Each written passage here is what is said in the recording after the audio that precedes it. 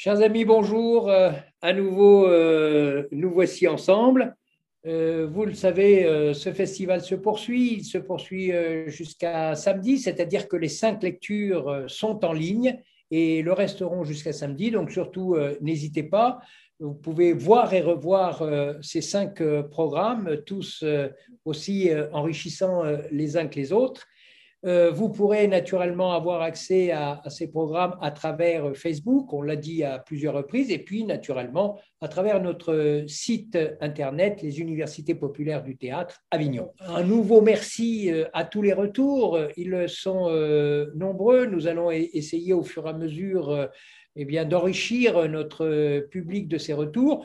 Vous pourrez continuer cela jusqu'à samedi et bien entendu, naturellement, au-delà de cette date, nous serons toujours très heureux d'avoir et vos suggestions et vos avis sur ces lectures. Ceci nous inspire beaucoup dans le choix de nos programmes. Nous avons eu en ligne Jean-Claude. On a profité pour les remercier de leur talent, de la qualité de leur lecture, de la qualité du choix des textes, des auteurs, etc.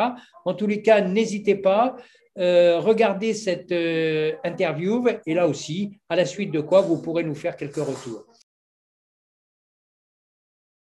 Au terme de ces 5 lectures, ce qu'on trouvait intéressant, c'était de pouvoir se réunir, avoir Jean-Claude en ligne pour à la fois faire un petit bilan et se féliciter quand même de cette 5e édition qui ne s'est pas totalement déroulée comme on aurait souhaité, c'est-à-dire où nous pourrions nous retrouver, discuter, échanger.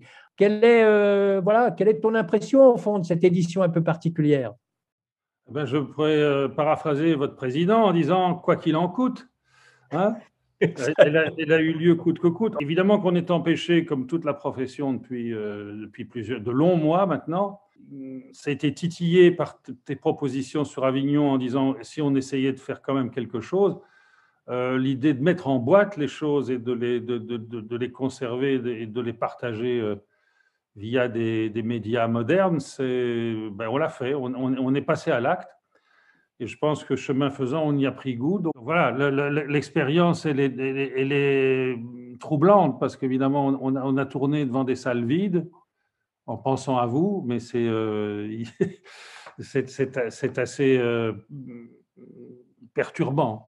Et donc, rendez-vous dès l'année prochaine. Ça me donne l'occasion également de faire un clin d'œil à la fois à nos partenaires et puis à toutes les salles. On avait des nouvelles salles qui devaient nous accueillir cette année.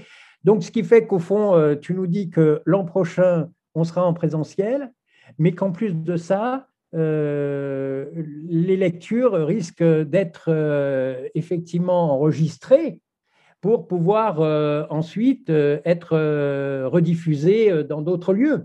Voilà, ou même rendu accessible au niveau pédagogique.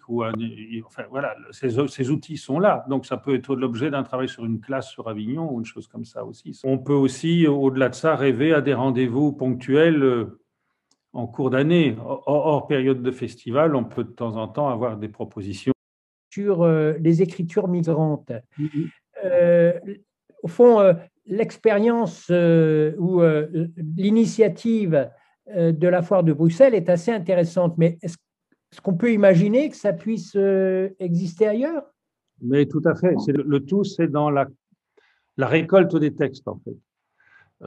Donc, il y a sans aucun doute moyen de faire un travail, puisque ce 3e volet, il y a 3 ans qu'on collabore avec ces partenaires-là. Il y a eu une année sur la migration, il y a eu une année sur les exclusions, et la 3e année, elle s'est retrouvée sur les confinements. Donc, on a des témoignages qui correspondent à ce que, j'allais dire, Monsieur Tout-le-Monde ou Madame Tout-le-Monde a vécu ou ressenti dans son intimité. C'est des gens qui n'ont pas accès à la parole en général, qui s'expriment là-dedans.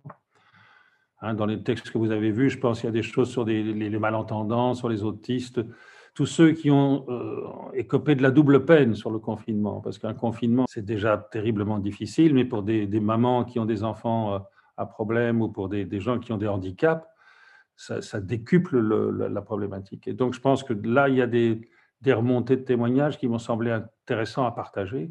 Donc il y a sûrement des tas de gens sur Avignon, dans la région du Vaucluse, qui auraient des choses à dire par rapport à leur traversée du désert.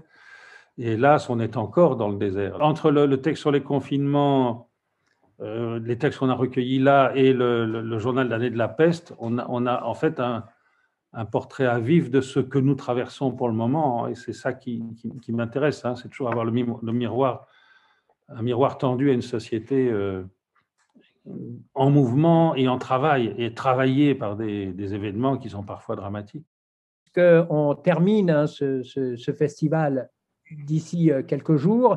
Un petit clin d'œil aussi à tous ceux qui sont à côté de nous dans cette élaboration et dans leur soutien. Je pense bien sûr aux scènes, à chacun des théâtres.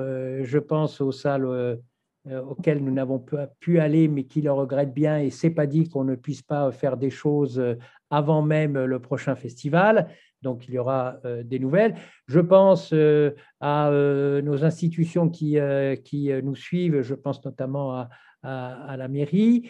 Et puis, oui, je pense par exemple à Jean-Pierre qui est en ligne là et qui nous prend en vidéo. On a bien vu qu'on avait quelques difficultés à se brancher. Heureusement qu'il a pu régler toutes ces difficultés. Merci à tous.